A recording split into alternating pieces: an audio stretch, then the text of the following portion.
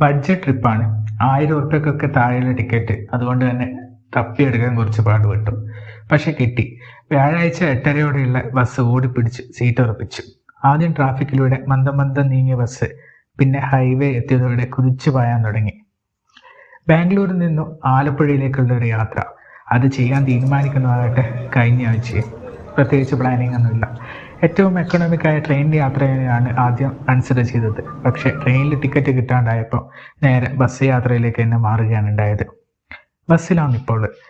നേരെ ഏകദേശം രാത്രി 12:30 അടുക്കുന്നു. കുറച്ച് കഴിഞ്ഞ പാടെ ബസ് ചായ കുടിക്കാൻ ബ്രേക്ക് കിട്ടും.